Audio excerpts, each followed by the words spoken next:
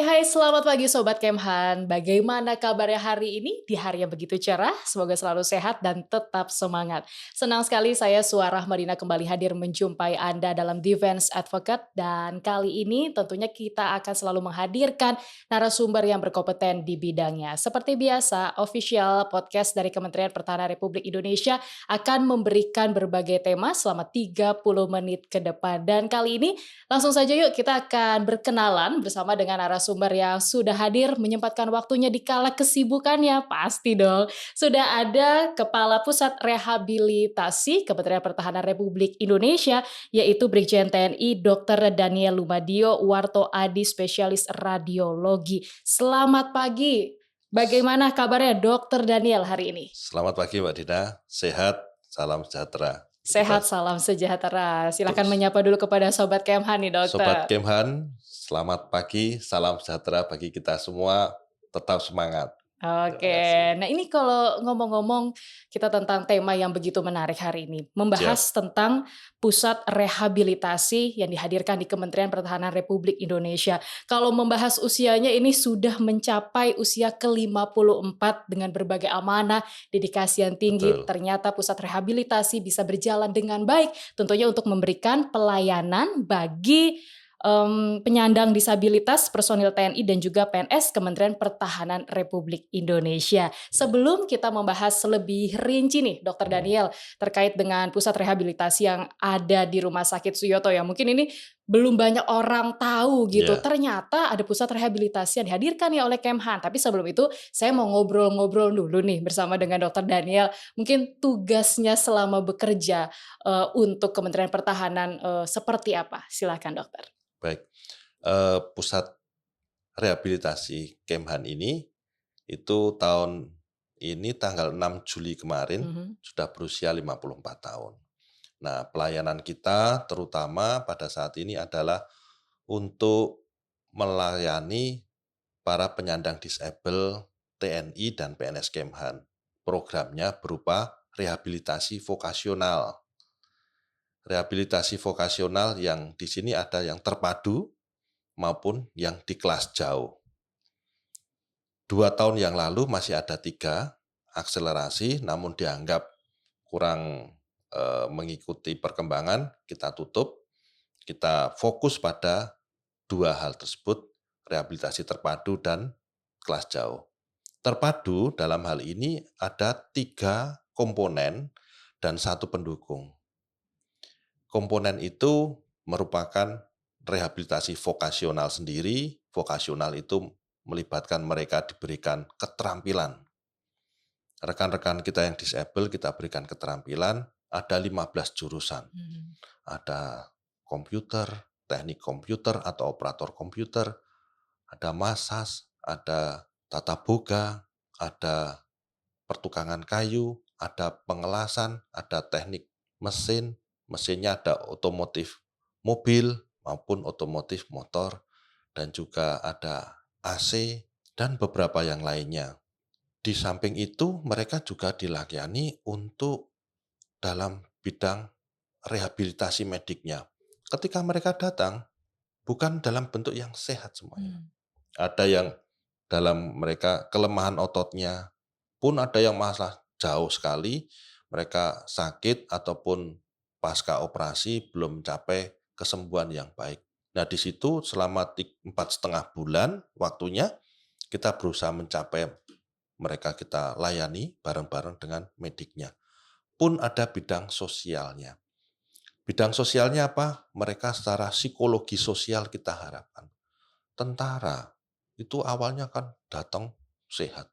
Ketika mereka jatuh belum tentu mereka akan bangkit, Mbak. Betul. Ada semacam patahan, ya patahan itu harus kita bangkitkan. Ada sisi lemahnya lah Ada seperti ya itu. manusia ya. Betul. Pernah dalam satu kejadian selesai mereka sakit, dok lebih baik saya mati saja. Tidak. Kamu jangan seperti itu. Loh kenapa? Saya tentara dok. Saya sudah cacat dok. Saya nggak ada artinya. Tuhan memberikan kamu kesempatan. Tetap semangat. Saya masih dianggap sama pacar saya. Loh pacar kamu itu nanti tugas saya. Artinya kita berusaha secara psikologi membangkitkan dan ternyata berhasil. Kita lihat yang bersangkutan sekarang jadi petani kelengkeng dan produk nasional menguasai pasaran, ada 300 atau 3.000 itu yang dia bina pada saat ini. Baik, dokter, tapi Mmm, kalau mau saya juga pribadi gitu ya ingin mhm, tahu, bahkan sobat Kemhan ini penasaran banget. Sebelum dokter berkecimpung menjadi, kepala pusat, mungkin bisa mmm, diceritain juga pengalaman-pengalaman selama berdedikasi nih untuk Kementerian Pertahanan itu pernah berpengalaman di mana saja? siap. Mbak Dina dan sobat Kemhan yang saya hormati. Saya lebih banyak waktu itu di Kodam 4, berada di batalion 7 tahun, sehingga saya lebih banyak menyatu dengan anggota. Selama 7 tahun di batalion 406 Candrakusuma di Purbalingga, namun saya juga diperbantukan di batalion 407 dan 408. Sehingga keilmuan saya bertambah banyak. Selesai dari sana saya melayani pimpinan, lalu mendapatkan kesempatan sekolah radiologi. Selesai radiologi, saya justru ke Libanon, Mbak. Mmm, Ke Libanon, pulang dari Lebanon, saya mengikuti velo dengan dokter Terawan cukup lama, 6 tahun. Setelah itu saya mandiri, sampai sekarang saya berada di Pusrehab. Dan di sana memang pelayanannya justru lebih, sophisticated ya menurut saya ya. Jadi ada bagian rehabilitasinya, ada bagian yang lainnya, itu suatu yang harus kita gali lebih jauh. Mana juga dari onkologinya juga terkandung di sana, dari bagian, mereka itu sakit, kecelakaan atau seperti apa, ataupun penyakit degeneratif juga masuk di sana. Dan itu butuh sentuhan semua. mhm. Nah, ini sentuhan dari Mmm, ahlinya yang iya, paling penting ya, dokter ya. Tapi Dokter Daniel, ini ngomong-ngomong ya, mmm, tugasnya kan begitu banyak banget, apalagi seperti yang kita tahu tadi pengalaman dari beberapa ilmu yang sudah diraih, sudah diterimalah saat ini, siap, tentu dengan berbagai macam pasien, dengan mhm. berbagai keluhan seperti itu. Bagaimana sih cara untuk bisa membagi waktu? Seorang yang berdedikasi di militer, terus juga sekarang sudah menjadi dokter. Apa hal-hal yang mungkin, bisa dipetik nih untuk Sobat Keman? Kita itu sebagai dokter itu mungkin dalam jabatan tertentu, sebagai komandan, tetapi juga kita sebagai bapak sekaligus teman. Mereka kadang-kadang curhat saja. Itu tidak terlepas dari siapapun, mereka akan curhat dan kita harus bisa menempatkan diri. Mmm, Kita harus bisa, memangku mereka dan mereka harus bisa menjadi yang lebih baik daripada saat ini. Itu yang kita harapkan. Kalau secara pribadi, waktu sebagai dokter lebih banyak saya gunakan sore hari. Tugas saya sebagai tentara, saya lebih banyak gunakan pada pagi hari. Kalau beberapa waktu lalu sempat memang saya menjadi seorang benar-benar klinisi ya dari pagi sampai sore saya pegang pasien. rutin ya. Iya gitu, Mbak. Baik, Siap. kembali lagi kita ke pusat rehabilitasi. Ini Mhm, kan untuk penyandang disabilitas, bagi personel TNI dan juga PNS, Kemhan gitu. iya. Apa saja hal-hal yang mungkin, sebagai tugas yang harus dijalani, hal-hal yang memang saat ini sedang difokuskan, yang sedang dilakukan apa saja Dokter Daniel? Iya. Tadi untuk rehabilitasi vokasional itu ada 2, itu terpadu dan kelas jauh. Nah, kalau terpadu jelas kita memanggil para peserta itu. Nah, kalau kelas jauh itu melihat mereka sudah dalam kondisi yang cukup berat, Mmm, sehingga kita titipkan pada, eee, tempat-tempat kursus-kursus latihan di daerahnya. Sehingga kita harapkan mereka bisa berlatih untuk mendapatkan kemampuannya dan tetap effort, semangatnya itu yang utama. Ada mereka masuk, ada semangat. Dan itu sangat sangat membantu. Kalau sudah mengalami penurunan, mereka ada effort lagi, pasti bisa lebih bagus lagi. Dan kalau misalkan yang bersangkutan tidak bisa, kita sampaikan ke keluarganya yang mengikuti kursusnya. dan kurang lebih biasanya untuk mengikuti kursus itu berapa lama dalam waktu minimal? 4,5 bulan. Pas setengah Nah, bulan tadi empat ya? setengah bulan itu pada yang keterampilan yang awalan. Mhm. Biasanya apa tuh, Dok? Eee, apa aja mereka mampu Mhm. bisa. Ada kursus untuk bercocok tanamkah? Ada pertanian terpadu.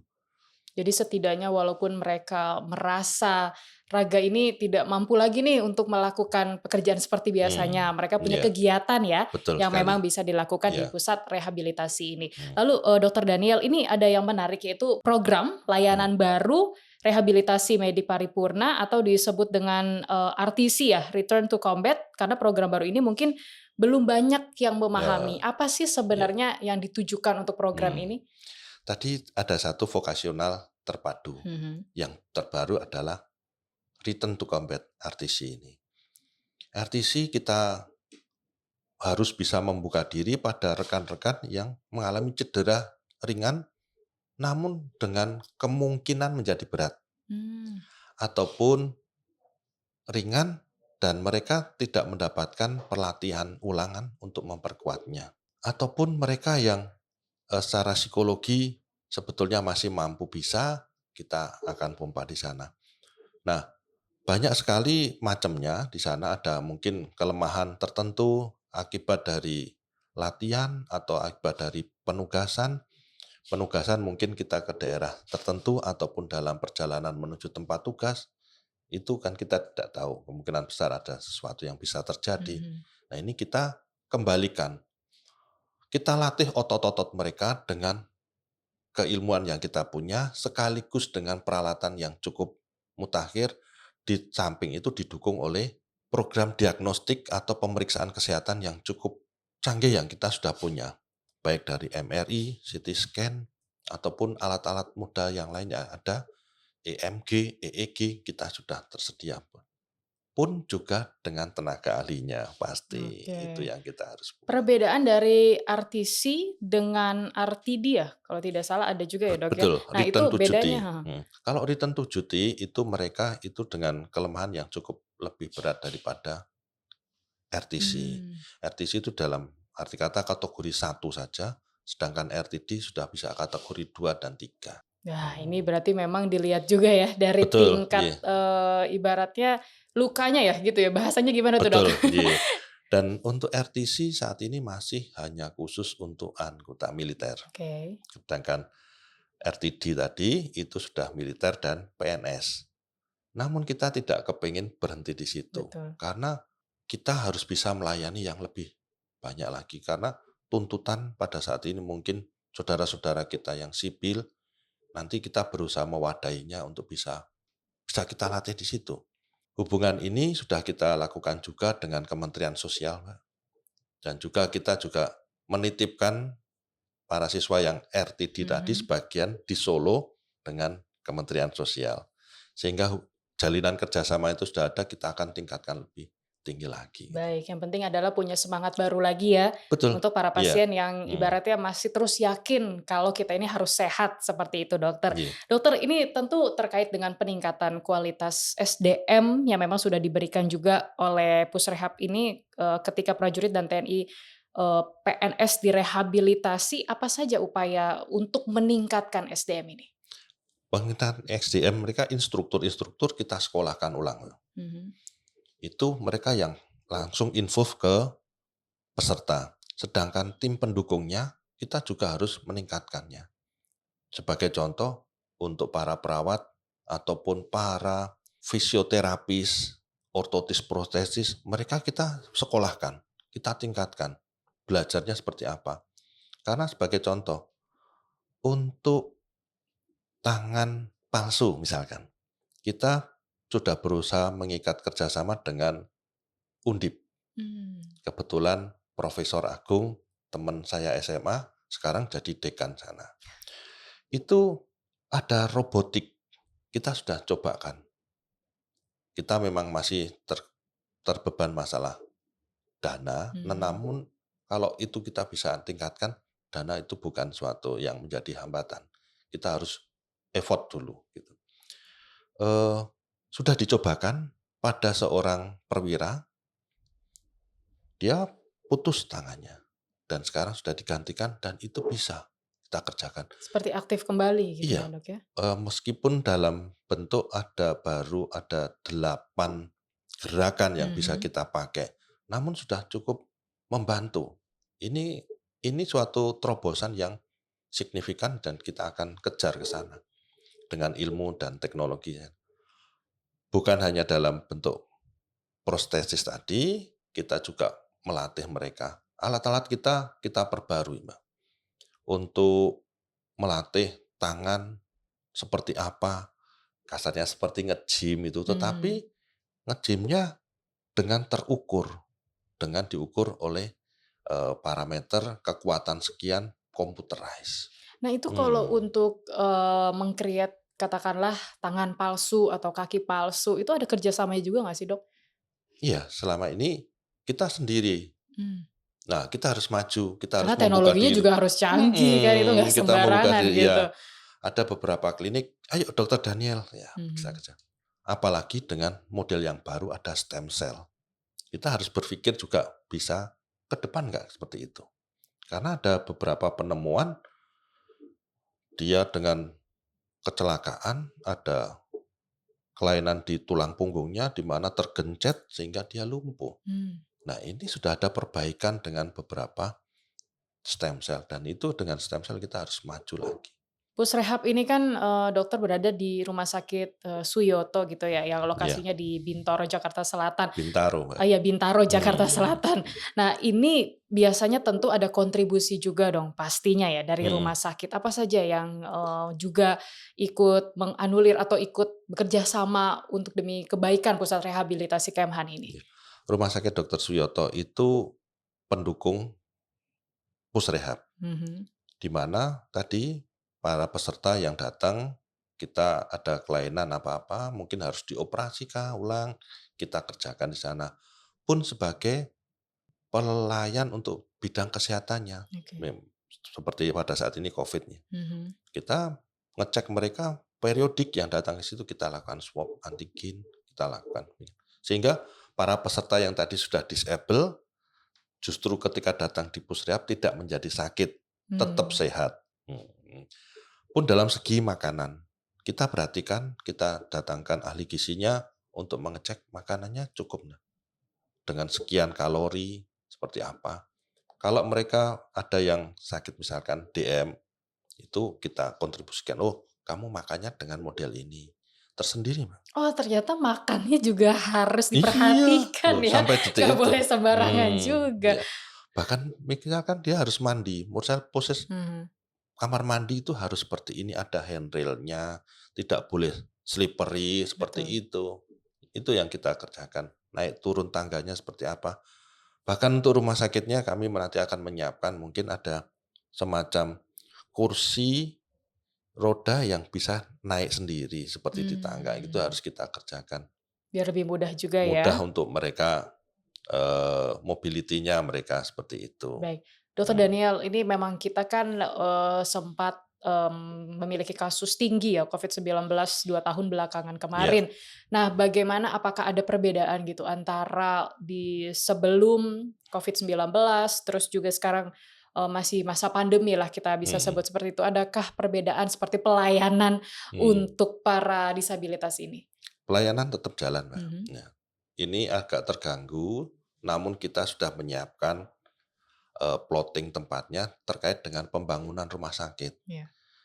Bapak Menhan sangat concern untuk melayani dan ini rumah sakit sedang dibangun. Nah, dengan dibangun ini juga terimbas pada rekan-rekan yang ada di sana, Mhm. terutama para siswa ini. Kita siapkan lokasinya, kita tempatkan di mana, mungkin tempat makannya memang mungkin tidak senyaman yang dulu, namun tetap itu yang kita yang lakukan terbaik.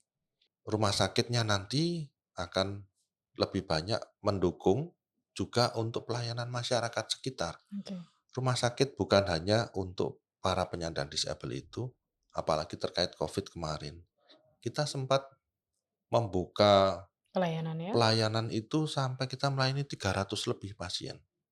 Sangat Oh, banyak. masyarakat umum maksudnya? Masyarakat umum. Baik. Iya, dan kita waktu itu dengan dipimpin oleh Bapak Menhan, kita persiapkan semuanya, apa yang menjadi kebutuhan untuk rumah sakit, sekaligus tenaga ahli dan juga tenaga tambahan ditambah dengan waktu itu dengan komponen pendukung, Mhm.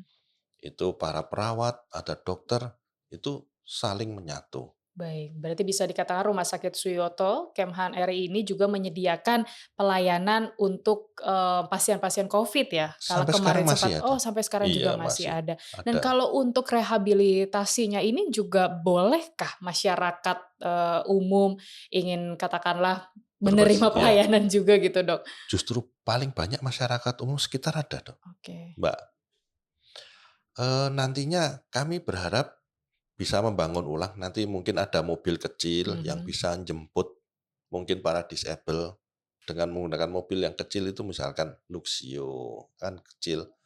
Itu kita masukkan dengan mereka bisa kita angkut pelayanan demikian mungkin dalam radius 5 kilo atau berapa. Waktu itu sudah kita berusaha ke sana namun terbentur dengan, "Oh ini jangan dulu, kita nanti," tetap ada perencanaan dan demikian. Untuk pelayanan Covid itu sendiri saya kembali, itu ambulans kita terkait dengan SPGDT Pemda DKI. Bahkan sampai ke Cilincing kita jemput. Wow, keren banget. Ya, sekian puluh kilo kita Mhm. jemput. "Dok, kita butuh ini untuk di-refer." Baik, kita jemput. Kita jemput. Kita nggak mikir yang lain. Yang penting berusaha masyarakat harus dilayani. Itu Iya, siap. pelayanan ini untuk membuat pasien yang paling penting adalah sehat, karena sehat itu nomor satu ya, Dok, ya. Betul ya. Nah, inilah dedikasi Ya, dari Dokter Daniel gitu salah satunya. sehat dan juga pelakunya yang melayani harus Mhm. safety. Ya, betul. Ya, kalau misalkan nih, Mbak, saya melihat sopirnya agak nakal itu saya jewer. Mmm, Misalkan nih, mereka kan harus pakai APD. Ya mhm, mohon maaf, selama pelayanan ya APD-mu dipakai full. betul. Ketika ketemu kamu APD-mu kok agak melenceng, jewer, nggak boleh. Jadi memang ada sanksi tersendiri ya Iya, untuk karena mereka heeh. sendiri akan rasakan. Kasihan, kalau mereka sakit, nanti anak istrinya seperti Iya, apa. semuanya jadi repot Iya gitu, Pak. betul, Karena yang paling iya. penting adalah dokter dan juga perawatnya itu sih, Iya, kuncinya di iya. situ sebenarnya. Nah, tapi Dokter Daniel, terkait dengan meningkatkan kualitas, peserta dengan bahan ajaran yang memang, disampaikan, itu sudah sesuai belum dengan kebutuhan para peserta yang ada di sana? Kita berusaha semaksimalnya untuk sesuai, Mbak, dan saat ini memang cukup cukup mantap. Hanya saja dengan perkembangan ilmu, teknologi, itu kan ada barang-barang yang baru dan Mhm, kita harus bisa, eee, adaptasi terhadap hal itu. Sebagai contoh, ada rekan yang seperti tremor tuh, tetapi dia pengennya sebagai seorang chef. nah, Dia belajar untuk tata boga. Saya harus berpikir nanti dia tidak boleh menggunakan alat yang flammable. mhm, Misalkan kompor gas cetek gitu, harusnya kita gunakan dengan elektrik. Seperti apa, touching-nya seperti apa. Itu butuh tambahan pengetahuan baik yang melayani ataupun yang dilayani, seperti itu. Sehingga ke depan semuanya juga kita tingkatkan bareng-bareng. Untuk instruktur pada saat ini kita sekolahkan. Ada 10 instruktur kita naikkan untuk kariernya dan dalam tahap ini juga instruktur juga kita akan tingkatkan, ada program peningkatan instruktur. Mereka akan kita tempatkan pada bidang tertentu. Sebagai contoh kalau dia di tata boga, tolong dong dengan sari boga. mmm, Mereka belajar seperti apa. Nantinya juga mereka saya harapkan bisa ada splitting untuk berlatih. Sebagai contoh, kalau di tata boga, saya kepengen hanya memasak daging misalkan. Daging silakan nanti masak kamu ke sana. Saya kepengen hanya sayur. Sayur itu di Indonesia sangat banyak kan, Mbak. betul. Pernah makan bronkos, Mbak? Nah, kalau ini nggak tahu nih, Nah, iya. bronkos. Apa tuh, Pak, ya? Bronkos. Nah, Heeh. itu daerah Semacam apa nih, Pak? Saya mau tahu dulu nih, ini di daerah sebelum saya Jawa cari di Tengah. Google. Heeh. Iya, itu makanan tambahan dengan, ada kacang tolonya, ada tahu, ada juga, Lalapan gitu, seperti itu? enggak, Oh, daging. bukan? Dia kuah, Oke. tapi top, enak sekali. Nah, Ok itu mereka bisa belajar sekarang.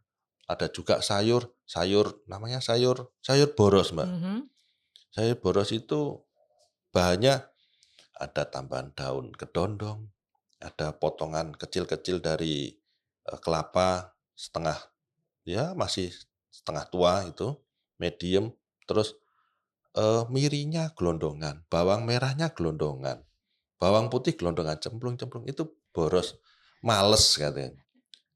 Karena Tapi tadi ya enak balik lagi, sekali, heeh. betul, di balik itu, wah hasilnya, loh kok enak sekali? Karena memang itu tadi ya Pak, mungkin dari hatinya sendiri memang mereka Mhm, ingin, mencoba untuk, suasana create, baru, ya ya create itu, mencoba untuk tantangan baru. Tapi betul, kalau untuk instrukturnya sendiri, Dokter mhm, Daniel, ini kan, butuh tantangan juga ya untuk bisa melatih para pasien lah katakanlah seperti mhm, itu, mhm, agar mereka tetap merasa yakin, tidak putus asa. Apa yang mungkin selalu diberikan motivasi selaku Kapus nih kepada para iya. instruktur? Bukan mungkin cara instruktur seperti Mhm, itu juga, mungkin di dalam rehab mediknya, Mbak, ada. Di rehab mediknya itu pasien-pasien ini atau teman-teman siswa ini konsultasi dengan para dokter yang memang ahlinya.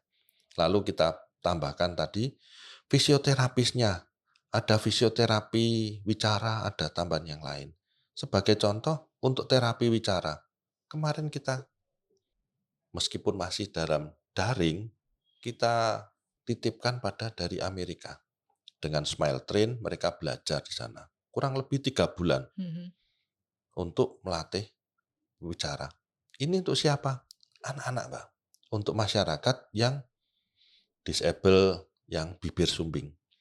Biasanya operasi bibir sumbing selesai, sudah. mmm, Nah ini selesai bibir sumbing, selesai dioperasi, mereka harus dilatih bicaranya. Anak kecil belum tentu ngomongnya juga sama. iya, Nah itu dilatih lagi. Karena seperti bibir sumbing itu juga ada tingkatannya dari palatumnya atau hanya bibirnya, itu cara bicaranya juga lain. Nah itu mereka kita latih, kita teman-teman kita latihkan dengan yang dari konsultan luar negeri.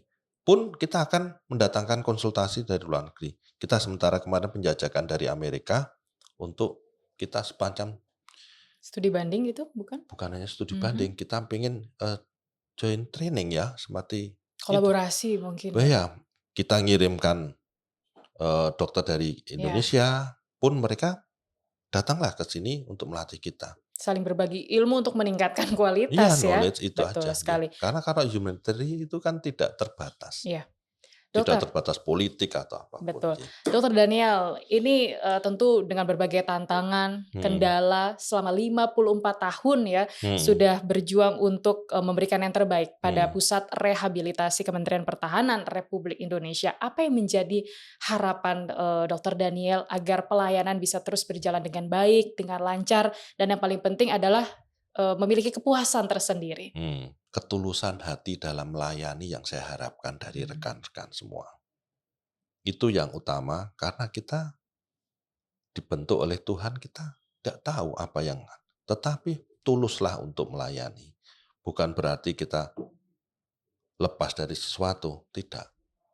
Tulus melayani dengan hati yang ikhlas. Itu hasilnya akan luar biasa pada peserta ini yang kita harapkan. Kurang lebih 7 tahun di batalion, saya bisa melihat bagaimana kehidupan rekan-rekan. Itu juga bukan hanya rekan-rekan TNI, tetapi masyarakat di sekitar kita, kita bisa merangkulnya. Bukan karena saya seorang tentara, tidak. Saya tetap sama, saya manusia biasa, nanti juga akan selesai. Tetapi humanitarian itu yang lebih utama. Itu yang saya harapkan dari rekan-rekan semua, sehingga mereka effortnya nyaman. Dan inovasinya juga akan bisa tak terbatas, Mbak. Betul. Bagaimana cara membuat kursi roda dengan elektrik, itu sudah bisa kita harus kerjakan. Itu, Mbak, yang bisa baik, gitu. mungkin ada pesan juga untuk Sobat Kemhan, terakhir singkat saja? Untuk Sobat Kemhan tetap jaga, kondisi, pandemi belum berakhir, karena juga kita tidak tahu apa yang akan terjadi di depan kita. Tetap semangat, selalu bersyukur, dan effort tetap kerja. gitu. effort tetap kerja yang terbaik. Terima Betul, kasih terima Dokter kasih. Daniel sudah menyempatkan waktunya nih kita ngobrol-ngobrol. Saya juga jadi banyak ilmu loh tentang radiologi. Apalagi tadi juga Iya, ada terima beberapa kasih. hal yang disampaikan juga. Dan yang paling penting adalah lakukan dengan setulus hati, yakin, jangan pernah menyerah karena tidak ada yang apa ya, tidak sesuai dengan keinginan kita. Semua akan terwujud kalau kita benar-benar dalam keadaan sehat. Yang paling penting itu nomor satu. Terima kasih selaku Kepala Pusat Rehabilitasi Kementerian Pertahanan Republik Indonesia, Brigjen TNI Dr. Daniel Lumadio Warto Adi, spesialis radiologi. Dan sampai ketemu lagi di beberapa episode selanjutnya mungkin dengan tema-tema yang lebih Iya, terima menarik kasih Mbak lagi Dina. nanti Iya, Dr. Daniel. terima kasih. Baik, demikian sudah Defense Advocate pada episode kali ini. Jangan lupa like, subscribe, dan juga komen apabila Sobat Kemhan ingin bertanya-tanya. Nanti akan ditanggapi langsung nih oleh Dr. Daniel. Usai sudah perjumpaan kita pada edisi kali ini. Terima kasih dan sampai jumpa. Tetap jaga kesehatan. Terima kasih Mbak Dina.